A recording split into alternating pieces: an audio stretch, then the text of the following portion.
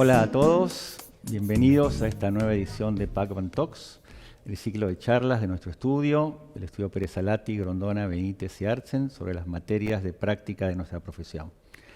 Esperamos antes que nada que todos ustedes y sus familias y sus amigos se encuentren muy bien y les damos muchas gracias por acompañarnos, tanto a los que nos están escuchando en vivo como a los que nos reciben a través del podcast.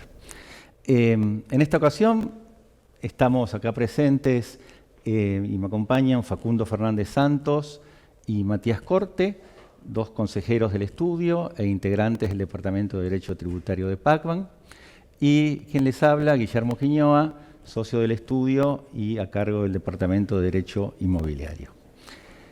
Bueno, para entrar ya en materia, venimos hoy a hablarles de una ley muy particular, es la ley 27.613, que fue publicada en el Boletín Oficial el 12 de marzo de este año y que acaba de terminar de ser reglamentada. Fue reglamentada a través de un decreto reglamentario del Poder Ejecutivo Nacional y por otras normas de organismos que tienen injerencia en este régimen, como la Comisión Nacional de Valores, el Banco Central y la AFIP. Así que es un régimen absolutamente novedoso y recién ahora está plenamente en vigencia. ¿Y de qué se trata, a grandes rasgos, esta ley? Bueno, esta ley es una ley de promoción de inversiones inmobiliarias nuevas. Tiene un destino muy concreto y muy específico: promover inversiones inmobiliarias que se concreten durante un plazo de vigencia que establece la ley o que ya hoy estén en curso de ejecución con un porcentaje de avance menor al 50%. ¿Y en qué contexto se presenta esta ley sobre la que vamos a hablarles hoy? Un poco para entender por qué sale esta ley, ¿no es cierto? Bueno, esta ley fue promovida por los desarrolladores de proyectos inmobiliarios que están atravesando una situación complicada. Todos sabemos la pandemia que estamos atravesando y la recesión que existe en la economía en general y en el sector inmobiliario en particular. Por ejemplo, la cantidad de escrituras otorgadas el año pasado en la Ciudad de Buenos Aires, según estadísticas del Colegio de Escribanos de la Ciudad de Buenos Aires, fue holgadamente inferior a las de años anteriores, menos del 50%. La cantidad de permisos de obra otorgadas, obras nuevas, otorgados por el gobierno de la Ciudad de Buenos Aires el año pasado, fue muy inferior a la de años anteriores. Es un contexto entonces de pandemia, de recesión, de mucho stock en el mercado inmobiliario, según nos dicen nuestros clientes del estudio, de caída de precios. Es de público conocimiento que los precios de las propiedades en los últimos meses han disminuido, por lo menos en lo que es el AMBA, aproximadamente un 20%. Es un momento también de gran desocupación en el sector de los empleados de la industria de la construcción. Y en ese contexto parece como que el sector decidió hacer algo. Y lo que se decidió hacer es propiciar la sanción de una ley de promoción inmobiliaria. Y para ello nos parece que se preparó esta ley que pivotea sobre dos herramientas. La primera de ellas es una serie de incentivos fiscales para que quienes con fondos que ya tengan declarados a la AFIP, los vuelquen o los transformen en inversiones inmobiliarias. Y para ello les concede una serie de beneficios e incentivos fiscales bajo la forma de exención del impuesto a los bienes personales, la posibilidad de dedicar parte de lo invertido como un pago a cuenta, de impuesto a los bienes personales, para los titulares de inmuebles que os puedan afectar a un proyecto inmobiliario, vendiéndoselo, por ejemplo, a un desarrollador, les ofrece un diferimiento en el pago de los impuestos que gravan esa enajenación, etc. Sobre esa primera serie de herramientas de la ley nos va a hablar Facundo Fernández Santos. Y el segundo set de herramientas de la ley es el denominado blanqueo. La ley le da otro nombre, un poquito con un eufemismo, pero comúnmente conocido en los medios y en la opinión pública como el blanqueo. Un blanqueo más. Estaba leyendo que desde que volvimos a la democracia en el año 83, se han sancionado 6 blanqueos, además de innumerable cantidad de moratorias y planes de facilidades. Más allá de la discusión filosófica acerca de si los blanqueos están bien o están mal, lo cierto es que tenemos un nuevo blanqueo por delante. Pero a diferencia de otros blanqueos que existieron en el pasado, este es un blanqueo dedicado, con destino específico, que es que los fondos que se declaren al fisco tienen que ser afectados a un proyecto inmobiliario. No es como cualquier otro blanqueo que uno declara los fondos, paga los impuestos que el blanqueo establece y queda con los fondos de allí. No, acá es condición de esta ley que los fondos se apliquen a un determinado proyecto inmobiliario. Si no, los beneficios del blanqueo van a decaer. Sobre este tema de blanqueo nos va a hablar Matías Cortes seguramente con mucha más profundidad. Así que, hecha esta breve introducción para entender el contexto en el que surge esta ley, no surge de la nada, surge de un contexto recesivo, de un contexto de mucho stock, de necesidad de dinamizar la demanda, y bueno, y para eso le ofrece a quienes tengan la posibilidad y los recursos para hacerlo, ya sea declarados o no, a ingresar en nuevos proyectos inmobiliarios. Una aclaración, ¿es para cualquier tipo de construcciones? Sí. ¿Usadas? No. No aplica a inversiones en inmuebles usados. Esto generó un poquito de ruido, según hemos recogido la experiencia de algunos clientes, en algunos sectores, por ejemplo, inmobiliarias que se dedican al mercado del usado, donde dicen, bueno, se olvidaron de nosotros, digamos, no estamos amparados por la ley. Y bueno, es verdad, esta ley solamente aplica a unidades nuevas.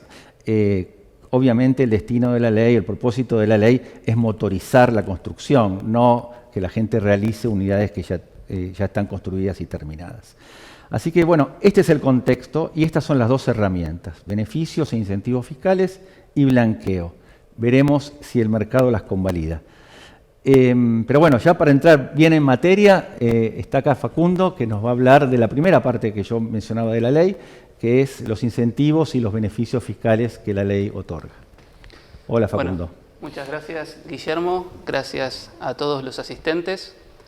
Bueno, continuando con esta muy buena introducción que hizo Guillermo al tema, voy a profundizar en los incentivos fiscales, que es el título primero de esta ley, referidos a la inversión en proyectos inmobiliarios. Como bien dijo Guillermo, estos incentivos son 4, 2 vinculados al impuesto sobre los bienes personales, una exención sobre los valores invertidos, un cómputo de pago a cuenta del 1% de estos valores invertidos y después beneficios en ITI, impuesto a la transferencia de inmuebles e impuesto a las ganancias. Bueno, pero primero vamos a ver cuáles son los proyectos promovidos y, como bien dijo Guillermo, son las obras privadas nuevas. ¿Qué son obras privadas primero? Obras privadas son aquellas construcciones, ampliaciones o instalaciones que estén sujetas a denuncia, aprobación o autorización de conformidad con los códigos edilicios correspondientes. ¿Cuándo las obras son nuevas? Bueno, son aquellas que no se hubieran iniciado al momento de entrada en vigencia de la ley, el 12 de marzo del 2021, o aquellas que a ese momento tuvieran un grado de avance inferior al 50% hasta la finalización de la obra.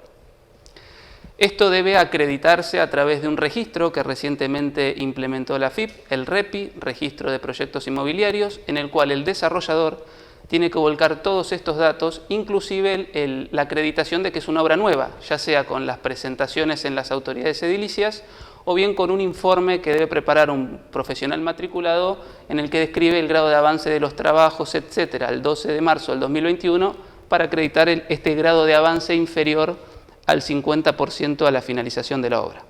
Bueno, estos son los proyectos inmobiliarios promovidos. Vamos al primer beneficio en el impuesto sobre los bienes personales, que es la exención del monto de la inversión en el proyecto promovido.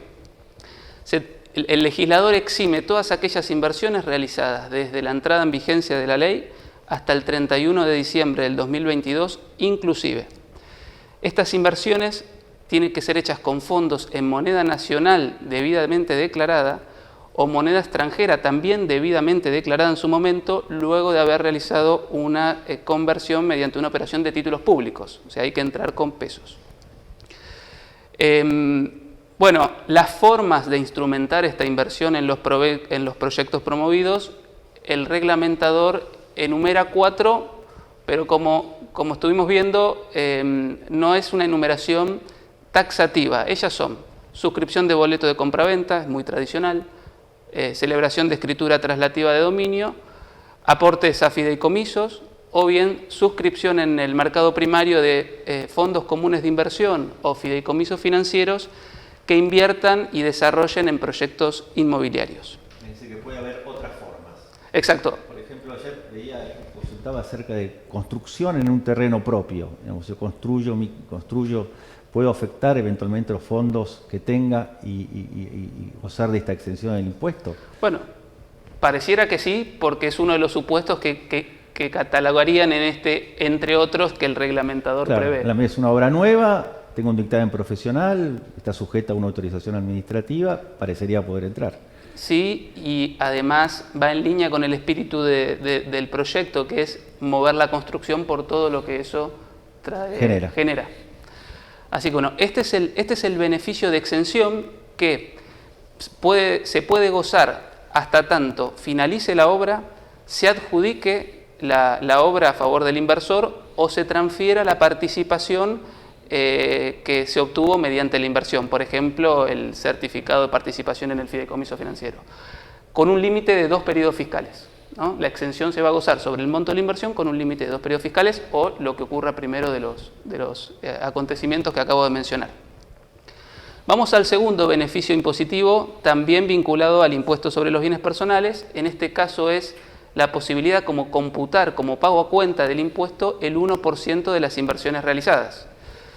Este cómputo podrá hacerse en la declaración jurada del impuesto del periodo 2020. Recordamos que el impuesto a los bienes personales es un impuesto instantáneo que se verifica por los bienes al 31 de diciembre de cada año.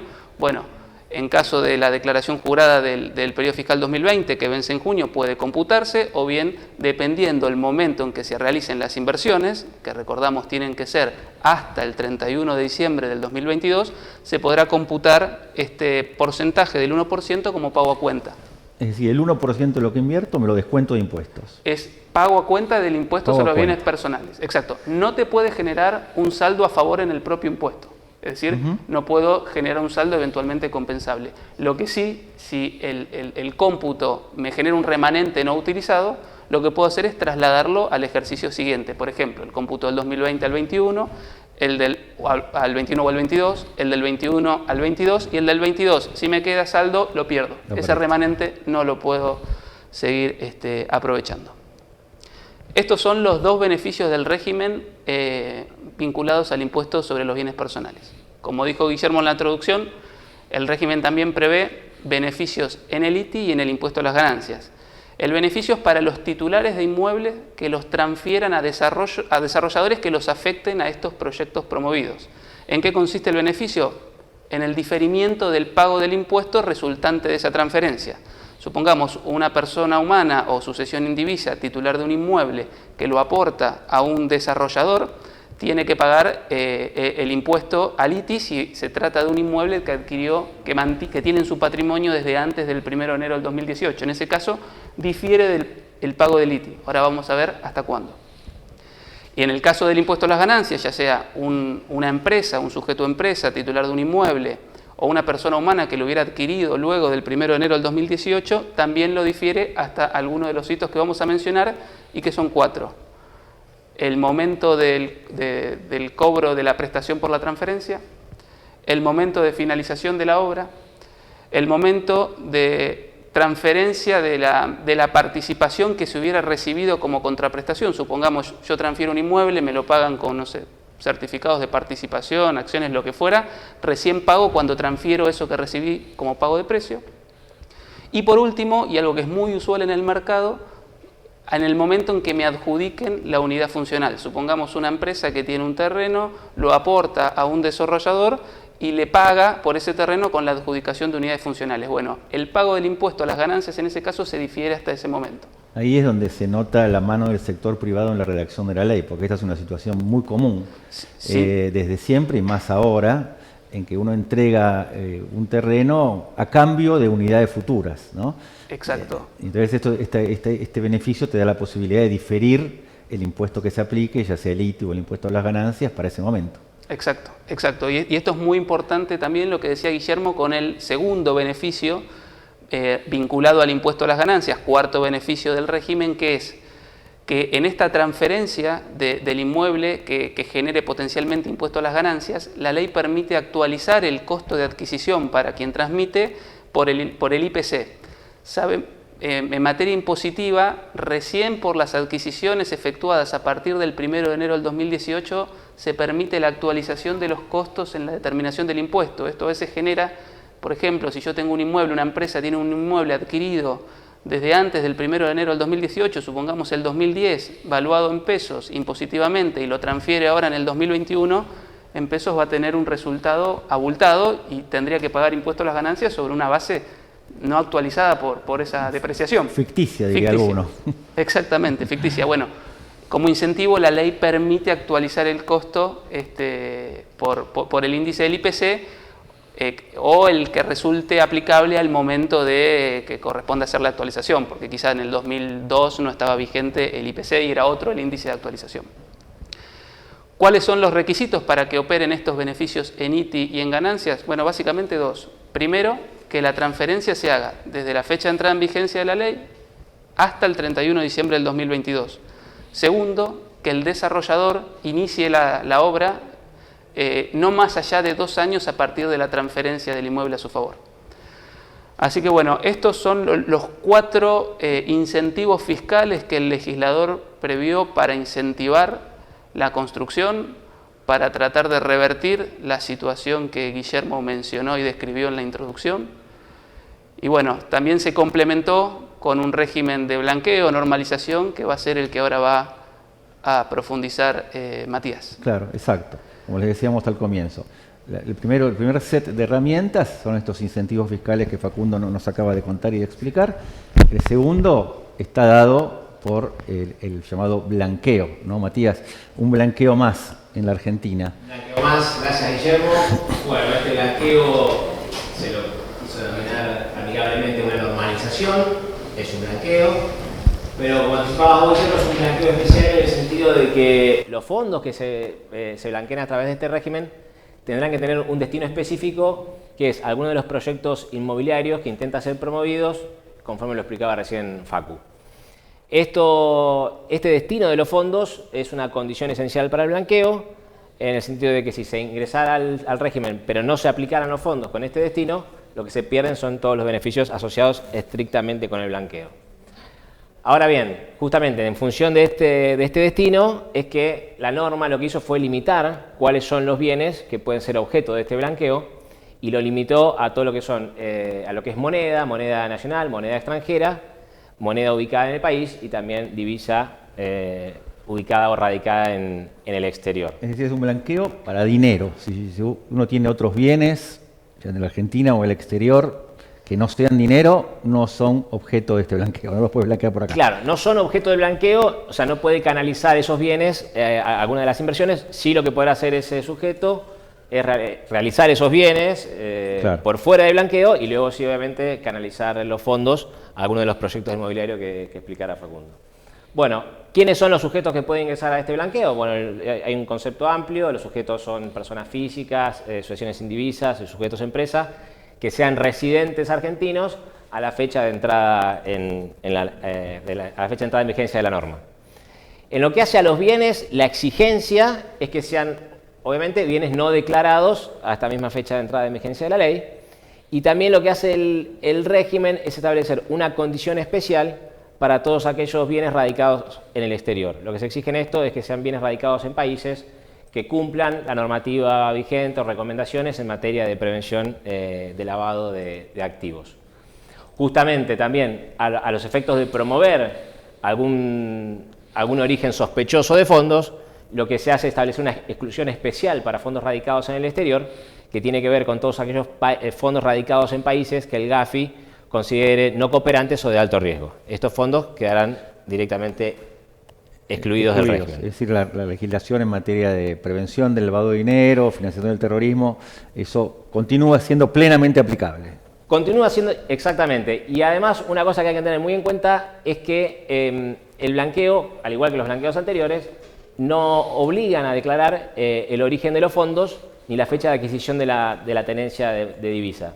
Ahora bien, este origen de los fondos alguna vez generó alguna confusión respecto a qué se entiende por origen de los fondos. Bueno, es un concepto netamente fiscal, el que puede no informarse, que tiene que ver con cuál es la actividad que generó estos fondos que hoy pretenden ser exteriorizados. Entonces tenemos, por un lado, omisión de la obligación de declarar origen de los fondos, pero por otro lado, todos los organismos conservan todas sus facultades y sus obligaciones principalmente en materia de información de la ley de prevención de lavado. ¿Está bien?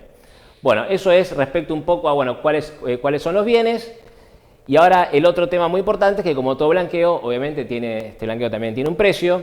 Tiene un precio que está establecido en función estrictamente de cuál es el momento en el cual se ingresa el blanqueo, justamente con el propósito que explicaban recién Facundo y Guillermo, de que los fondos frescos ingresen a los proyectos de inversión lo más rápidamente posible. Y en lo que es a la base imponible, este precio, perdón, es un impuesto especial, y en lo que es a la base imponible será la tenencia de moneda valuada al tipo de cambio oficial.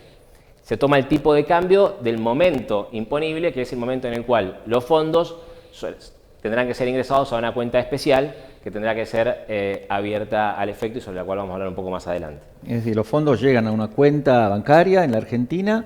El momento en que llegan se determina la base imponible conforme al tipo de cambio del Banco Nación. Se paga el impuesto en pesos, por supuesto. El impuesto es en pesos y al tipo de cambio oficial. Sí. Que esto después, como vamos a aplicar, va a implicar una ventaja. Ahora bien, en lo que es las alícuotas, tiene un sistema escalonado de alícuotas teniendo en cuenta el momento en el cual se realiza la exteriorización, justamente con este objetivo de acelerar el fondeo de los proyectos inmobiliarios. Y este impuesto, lo que la norma establece expresamente es que no podrá ser deducible el impuesto a las ganancias, tampoco podrá ser computable como pago a cuenta, y sí se hace una aclaración de que el impuesto no podrá ser cancelado con fondos blanqueados.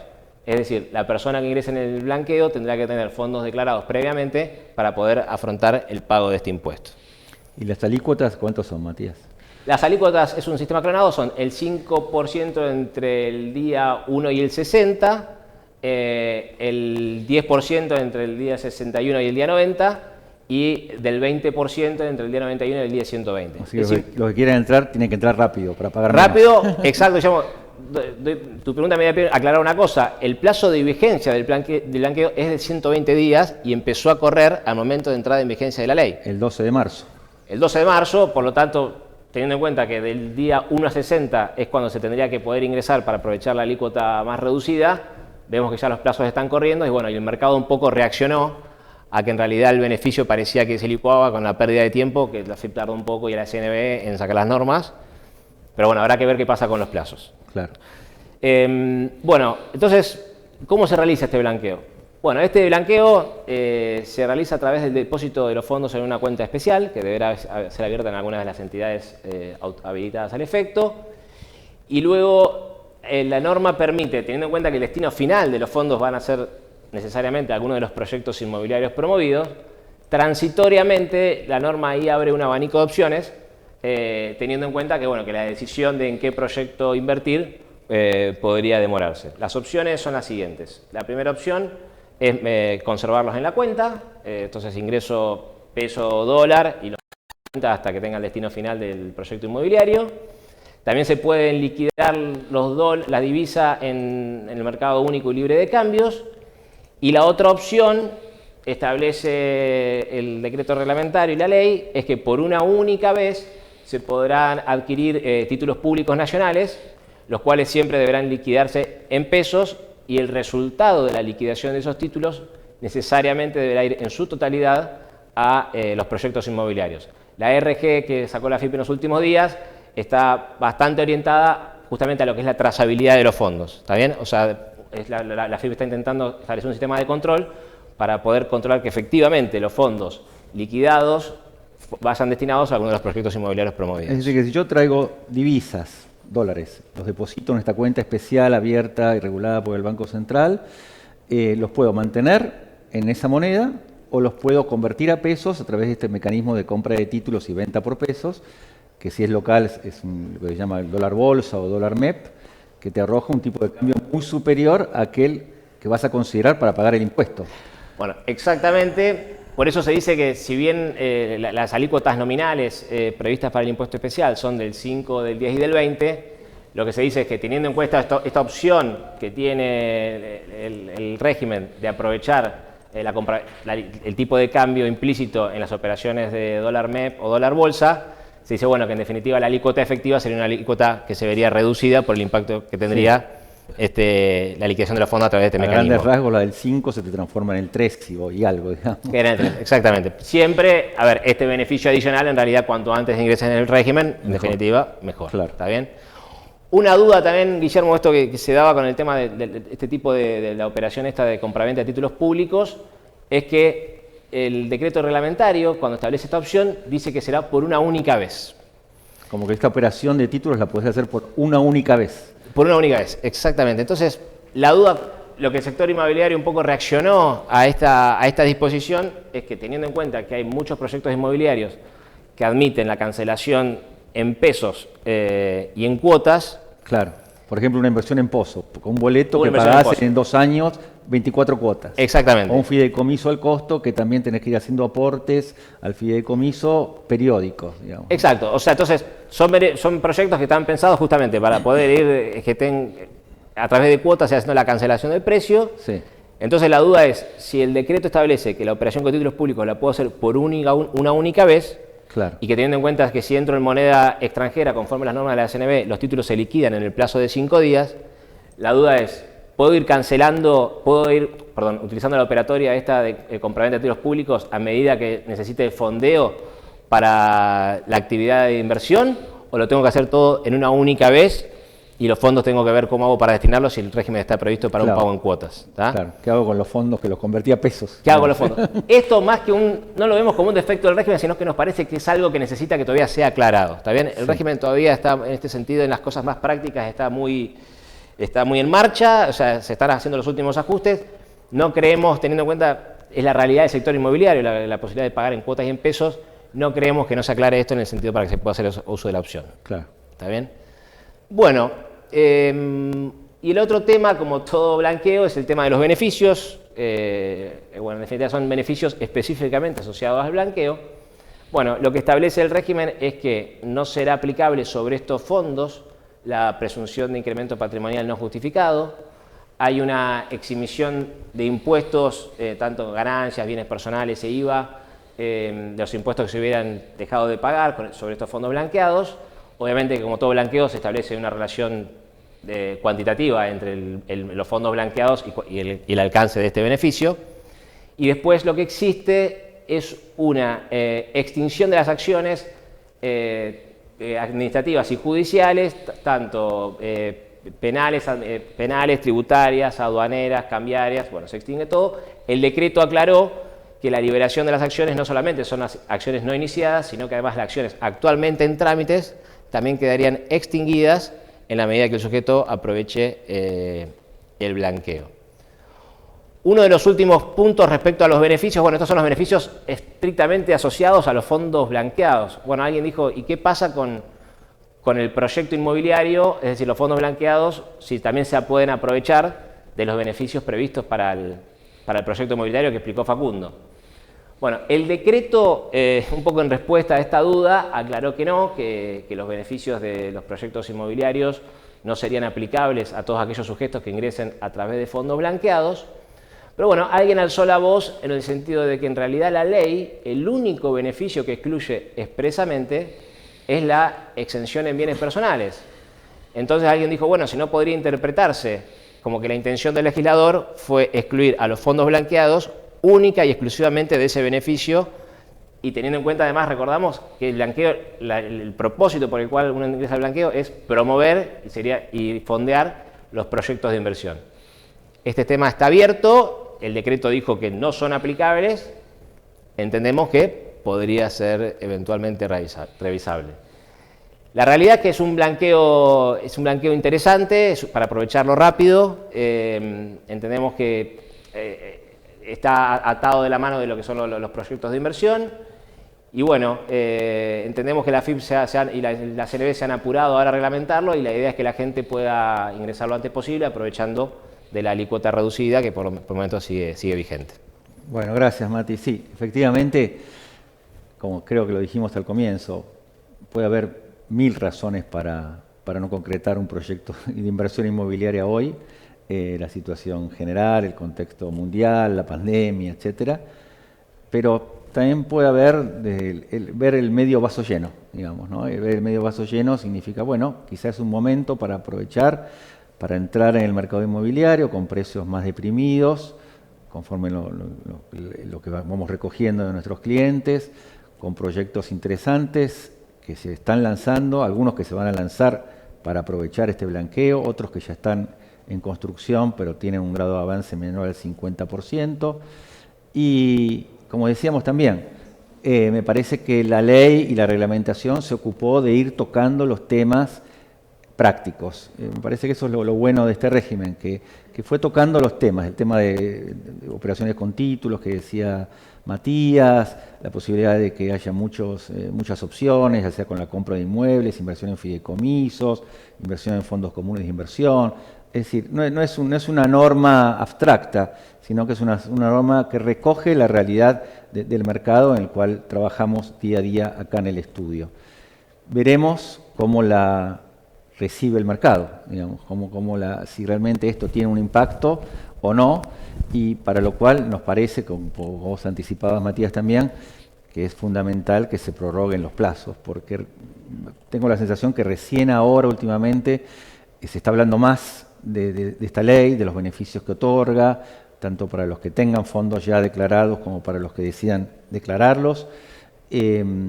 Y ya pasaron 45 días desde la entrada en vigencia, 45 de los primeros 60 días de la alícuota reducida, por lo tanto parece imperioso, y probablemente así ocurra, que el Poder Ejecutivo prorrogue estos plazos, para lo cual la ley le incluye expresamente facultades para que así lo haga. Así que bueno, a grandes rasgos, este es un pantallazo sobre los beneficios de esta ley de promoción de proyectos inmobiliarios. Y vamos a ver ahora si tenemos una primera pregunta que dice, ¿qué significa en términos prácticos la posibilidad de actualizar el costo computable en el impuesto a las ganancias en el caso de transferencia de inmuebles a desarrolladores inmobiliarios de proyectos promovidos? Esto me parece que es para vos, Facu.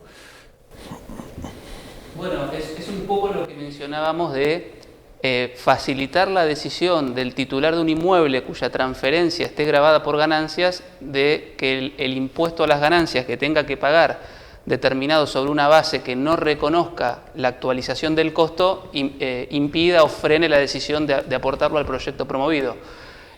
Salvo por adquisiciones de inmuebles realizadas a partir del 1 de enero del 2018, los costos impositivos se quedaron fijados en pesos sin ningún tipo de actualización. Esto lo que genera es que cuando se vende, cuando se transfiere, la determinación del impuesto se hace sobre una ganancia, en muchos casos nominal. ¿Y qué pasa? Esto puede afectar principalmente el principio de capacidad contributiva, porque se termina pagando un impuesto sobre una renta que no es tal, es una renta meramente expresada nominalmente. Y el problema es que los contribuyentes que pretenden sanar este defecto es que tienen que hacerlo a través de una acción judicial. Lo que viene a hacer el régimen es evitarles ese camino y establecer como beneficio la posibilidad de actualizarlo. Sobre este punto es importante mencionar, algunos consideran que la ley se quedó corta en la referencia normativa porque debió haber también mencionado un artículo que es el 39 de la ley 24073, que es un artículo que también impide las actualizaciones impositivas. La ley solamente hace referencia a la ley de convertibilidad. Bueno, si se quiere, puede ser concebido como por ahora como un olvido. La actualización, hasta ahora nadie dice que no aplica, digamos, sobre estos inmuebles, sobre el costo de estos inmuebles. Bueno, gracias, Facu. Acá hay una pregunta que tiene que ver con esto que vos decías, Matías, que el acogimiento al blanqueo implica que quedan terminados todos los reclamos administrativos, judiciales, las causas que están en trámite y que el fisco no va a iniciar causas, digamos, por el dinero exteriorizado, ¿no? Acá hay una pregunta que creo que profundiza en eso, que dice: el beneficio previsto en el blanqueo, pero para el IVA, respecto a reclamos que están en trámite, ¿comprende también los ajustes de débito fiscal por ventas declaradas, como las impugnaciones de créditos fiscales relacionadas con facturación apócrifa por operaciones supuestamente inexistentes? Sí, a ver, ese es un cuestionamiento que surgió respecto a la 26860, que era el blanqueo, ¿se acuerdan de los edines? ¿Qué pasó en su momento? Los contribuyentes que ingresaron al blanqueo intentaron aplicar el beneficio en el IVA, denominado así en forma genérica, solicitando la conclusión de las acciones tanto generadas en omisión de débito fiscal como en impugnación de crédito fiscal por facturación apócrifa, que son operaciones que el fisco las considera inexistentes. Muchas veces en realidad son operaciones que tienen algún defecto formal en lo que es la documentación. En su momento el fisco cuestionó que el beneficio en el IVA aplicara también a los ajustes de impugnación de crédito fiscal originados en facturación supuestamente apócrifa, porque lo que la FIP decía es: no tiene ninguna relación este tipo de ajustes, no podría tenerla materialmente con lo que son fondos exteriorizados. En definitiva, un ajuste de crédito fiscal por facturación apócrifa no implica una salida de fondos, a diferencia de lo que sí sucede con lo que son los ajustes por ventas omitidas. Esto generó una discusión judicial que tramitó distintas instancias, hasta que el año pasado la Corte, en una causa Coparoni, cerró definitivamente el tema en favor de los contribuyentes, y el razonamiento fue el siguiente: en realidad la ley no efectúa una discriminación a los efectos del beneficio. Por lo tanto, si el legislador no efectuó la discriminación y sí lo hizo con otras cuestiones que consideró expresamente que debían quedar excluidas del alcance del beneficio del blanqueo, lo que la Corte dijo fue: bueno, siguiendo este mismo razonamiento, entendemos que cuando no se hizo la distinción fue porque pretendió que quedaran beneficiados los ajustes tanto de débito como de crédito fiscal. Ahora bien, la duda sería: ¿qué tan aplicable es ese antecedente de la Corte al nuevo régimen? Claro. Bueno, la realidad es que la ley que establecía el beneficio en IVA en el blanqueo de los edines es exactamente, en lo que hace al beneficio del IVA, el texto es exactamente idéntico al texto de la ley actual. Por lo tanto, razonablemente es esperable que, dado que el pronunciamiento de la Corte tiene menos de un año, dado que fue un pronunciamiento de la Corte con su actual integración, es esperable que la realidad que no haya nuevos conflictos sobre este tema, teniendo en cuenta que la Corte en definitiva ya se pronunció diciendo que el beneficio alcanza los dos tipos de ajuste en el IVA. Bueno, muchas gracias, Mati. No tenemos más preguntas por ahora por el chat, así que vamos terminando esta charla. Les agradecemos muchísimo a todos los que nos están viendo en vivo, también a los que nos escuchan por el podcast. Y bueno, esperamos verlos pronto. Quedamos a disposición de ustedes para cualquier duda o inquietud por este tema u otros temas. Y bueno, les deseamos que se cuiden y que todos estén muy bien y que nos sigan en próximas ediciones de PAMBAN Talks a partir de la semana que viene. Un abrazo a todos y saludos.